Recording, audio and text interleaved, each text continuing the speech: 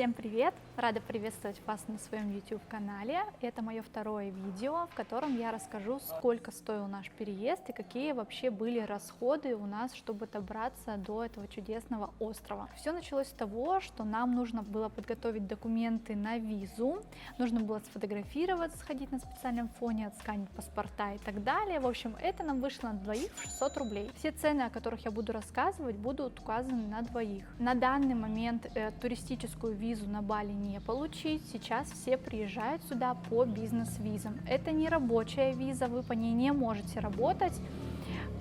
Это виза якобы для бизнес-встреч, для деловых переговоров и так далее. Данная виза... Что такое-то? Данная виза делается 3-7 дней, и на двоих она нам вышла в 44 800. Никаких дополнительных документов, кроме фотографий на красном фоне и нашего паспорта, нам не потребовалось. Поэтому мы доверились визовому агентству, которое нам все подготовило и очень оперативно сделало. Перед полетом нам потребовалось сделать ПЦР-тест. Это были выходные дни, и в лаборатории около дома это сделать было невозможно, потому что очень многие лаборатории в нашем городе по выходным почему-то закрыты. Поэтому мы поехали в аэропорт, и 2 ПЦР-теста вышли нам в 3400. И готовы они были за сутки. Да что я куда смотрю там? Самая большая статья расходов — это, конечно же, авиабилеты. Прямых рейсов из России на данный момент нет. Мы летели через Стамбул, и билеты на двоих вышли нам 86 200. Я рекомендую покупать вам билеты напрямую на сайтах авиакомпаний, а не на агрегаторах, потому что все может случиться. Вы можете заболеть коронавирусом, вы можете, не знаю, что-то может случиться, и через агрегатор вам будет намного сложнее вернуть потом билеты. Поэтому в такое непонятное, непростое время лучше покупать на официальном сайте. Также на регистрации в городе, из которого вы вылетаете, у вас могут попросить обратные билеты. Для чего это делается? Для того, чтобы, если вас не пустят в страну, конкретно в Индонезию, чтобы авиакомпания не депортировала вас за свой счет. У вас должны быть обратные билеты. У кого-то их спрашивают, у кого-то не спрашивают, кто-то рискует и летит с фейковыми билетами. То есть есть такие сайты, где можно оформить якобы билет и по нему его предоставить.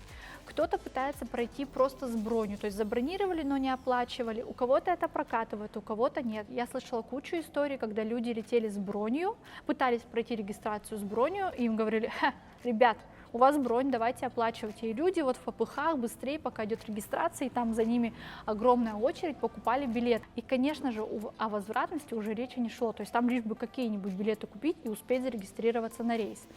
Я вспомнила, что я брови не накрасила. У меня нормально брови смотрятся? В этой поездке мы хотели себя максимально обезопасить, хотелось, чтобы все прошло гладко, не возникло никаких проблем, поэтому мы купили возвратные билеты, потратили на них 160 тысяч с небольшим, и через 5 где-то дней нам уже вернули за них деньги. Там произошло небольшое удержание из-за курса, то есть сама авиакомпания не удержала ни рубля. Вот, поэтому готовьтесь к тому, что билеты вам потребуются.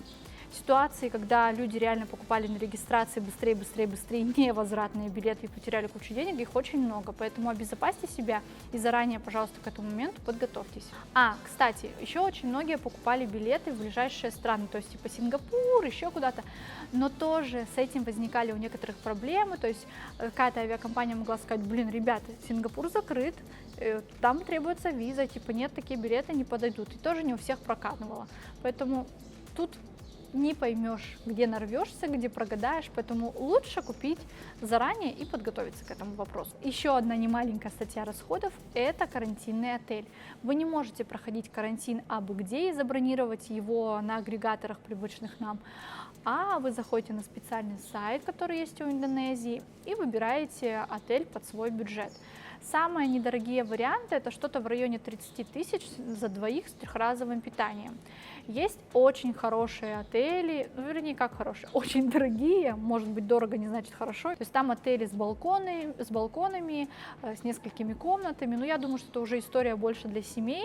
Мы люди непривередливые, поэтому мы забронировали очень средненький себе отель. Этот отель вышел нам что-то около 45 тысяч за двоих с трехразовым питанием. Отель был хороший, нам, в принципе, все понравилось. занималась. Персонал выполнял все просьбы, то есть мы писали в WhatsApp, и они все оперативненько делали. Выходить из номера нельзя, то есть вы все 5 дней сидите в номере и отдыхаете, наслаждаетесь видами на Джакарту. Мы сидели карантин 4 ночи, 5 дней. Если у вас есть вакцина от коронавируса, то карантин для вас на данный момент уже всего лишь 3 дня. Далее нам потребовалась, конечно же, страховка. Страховку никто у вас спрашивать не будет, ни в аэропорту, нигде. Страховка нужна для вас. Медицина здесь дорогая, поэтому проще купить страховку и обезопасить себя, потому что какой-нибудь перелом, не дай бог, станет вам, ну, я думаю, что наверное, в 1000 баксов-то встанет. Поэтому зачем вам такие проблемы? Лучше купить страховку и быть спокойным, что если что, у вас есть подушка безопасности и вас не оставят в беде. А то истории о том, как собирают деньги на лечение, их куча.